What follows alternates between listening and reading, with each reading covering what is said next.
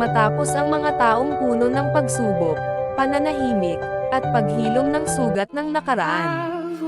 Isang bagong kabanata ang muling isinulat sa buhay ng aktres na si Carla Abellana. Ngayong araw, sa isang tahimik ngunit makahulugang seremonya, si Carla ay muling humarap sa altar. Hindi para balikan ang nakaraan, kundi para yakapin ang bagong simula.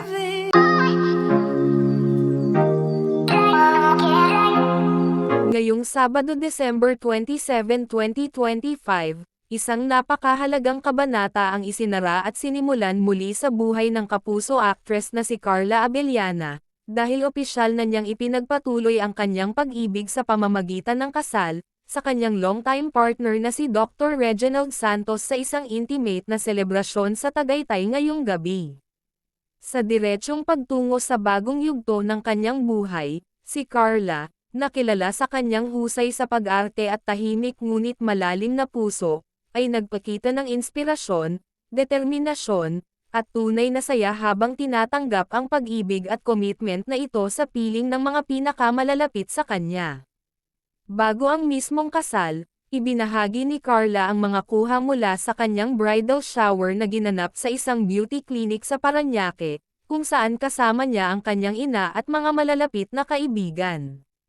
Makikita sa kanyang social media ang mga candid moments ng tawa, pagpapahinga, at special bonding kasama ang mga espesyal na babae sa kanyang buhay, isang masayang paraan para planuhin ang pagharap sa altar.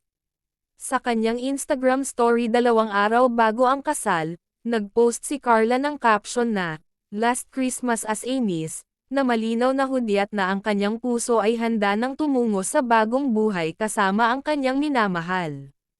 Ngayong araw, nagtipon-tipon ang pamilya, mga kaibigan, at pinakamalapit na kakilala ni Carla at Reginald sa Tagaytay para saksihan ang kanilang maligaya at intimate wedding ceremony.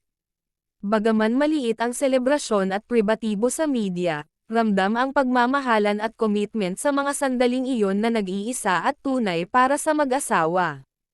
Hindi gaanong ibinunyag ng mag-asawa ang listahan ng mga dumalo o kung sino ang mga kilalang personalidad na naroroon, dahil pinili nilang ituon ang pagdiriwang sa kanilang pamilya at pinakamalapit na mga kaibigan, at hindi sa malawakang media coverage. Ang kasalan ni Carla ay hindi lamang isang pagdiriwang ng pag-ibig kundi isang simbolo ng second chance at bagong simula. Matatanda ang kanyang nakaraang kasal sa aktor na si Tom Rodriguez ay nauwi sa divorce, kaya't ngayon ay mas pinili niyang maging tahimik at mas personal ang kanyang pagharap sa pagmamahal at commitment. Ang kwento ni Carla Abellana at Dr. Reginald Santos ay patunay na ang tunay na pag-ibig ay hindi sinusukat sa kasikatan o ingay ng media, kundi sa tahimik at matibay na pagsasamahan ng dalawang taong nagmamahalan. Sa gabing ito, nagbuklod sila bilang mag-asawa, pinanghahawakan ang pangako ng kanilang magkasamang bukas. Congratulations, Mr. and Mrs. Santos.